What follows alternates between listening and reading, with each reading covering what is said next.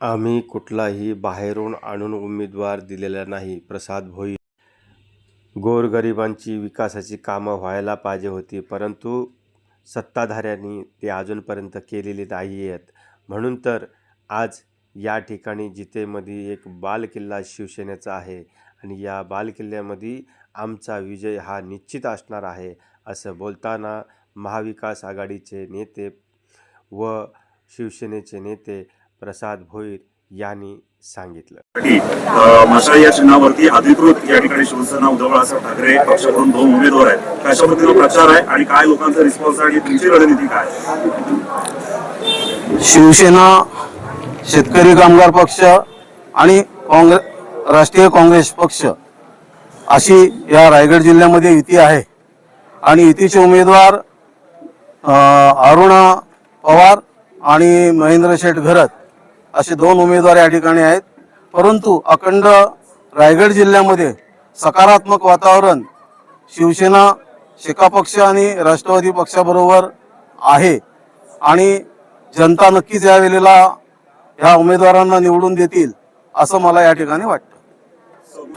जनतेमध्ये धुसफूस अशी आहे की बऱ्याच ठिकाणी या लोकांनी बाहेरचे म्हणजे त्या जिल्हा परिषद गटातले गणातले नसताना दुसऱ्यांना उमेदवारी दिलेली आहे. पैशाचं ताकद किती आहे, पैशाच्या दृष्टिकोनातून त्यांना उमेदवारी दिलेली आहे. मतदार याचा बंदोबस्त करतील असं मला वाटतं. आपण विचारांची लढाई लढतोय आणि संघर्ष खुर्शीसाठी चाललाय आणि या संघर्ष खुर्शीसाठी चाललेला असताना तुम्ही आम्ही लक्षात घेतलं पाहिजे या बीजेपीच्या नेत्यांना काही नाहीये. आर्थिक धोरण कशा पद्धतीचं अवलंबलं पाहिजे आणि गरिबांचा विकास तर त्यांच्या विचारातच नाहीये.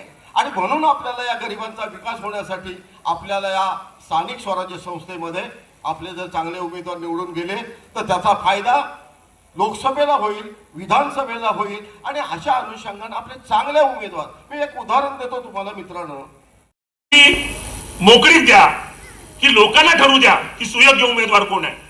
समोरचा मग कुठल्या तरी फक्त पक्षाच्या येणाऱ्या निधीच्या जोरावर तिथे उमेदवारी करतोय आणि मग आपल्या मिशीला ताव मारतोय. परंतु आमचा जनमानसामध्ये अगदी दिवस रात्र कष्ट करणारा, अगदी कोणती ग्रामपंचायतीची निधी नसताना देखील लोकांच्या समस्या कशा जास्तीत जास्त सोडविता येतील यासाठी प्रयत्न करणारा असा आपला उमेदवार असताना आपला उमेदवार फारच उजवा आहे. त्याच्यामुळे आपल्याला अगदी आत्मविश्वासाने लोकांसमोर मतं मागताना जायला पाहिजे. आपल्या त्यांच्या पुढाऱ्यांच्या, त्यांच्या कार्यकर्त्यांच्या भाषा, आमचे एवढे पैसे येणार आहेत, आमचे एवढी पाकिटं भरली जाणार आहेत, हे यांचं विजन आहे आणि याच्या विरुद्धात आपल्याला जनमानसामध्ये खरं तर आवाज उठवला पाहिजे. खरं तर 80% समाजकारण, 20% राजकारणाची शिदोरी देऊन बाळासाहेबांनी जी संघटना बांधली, त्यामुळे आपण प्रत्येक जण पुण्यवान आहोत की ते 80% जे समाजकारण आहे त्याची जी पुण्याची शिदोरी आहे तेच यांच्या भल्या भल्या जे काही पाकिटं असतील यांची आणि जे काही त्यांचे पैशाचा पाऊस पडतात त्याला पुरून देखील आपण उरतो आणि आपण आपल्या या समाजामध्ये जे काही समाजातील गोरगरीब किंवा जे श्रमिक आहेत त्यांची बाजू लावून धरण्यासाठी आपण त्या ठिकाणी उभे ठाकतो. तेव्हा जातो आपल्या उमेदवाराचा प्रचार करतानाच आपण या गोष्टींची देखील लोकांना जाणीव करून दिली पाहिजे. मित्रांनो, जे सरकार आज मोठ्या भल्या मोठं बाता मारतं की आम्ही एवढा विकास केला, आम्ही एवढ्या पायाभूत सुविधा इथे विकसित केल्या, फार दुर्दैवाने म्हणावं असं वाटतं की या राज्य सरकारने आपल्या या देशावर 9,32,000 कोटीचं कर्ज केलं. म्हणजे प्रत्येक व्यक्तीवर, इथे उपस्थित असलेल्या आपल्या प्रत्येक व्यक्तीवर साधारणतः 72,000 रुपयाचं कर्ज आहे. आणि जे आजचे दिनवाले होते, जे 15 लाख रुपये आपल्या खात्यावर टाकणार होते, त्यांनी तर 225 लाख कोटीचं कर्ज या देशावर करून ठेवलंय.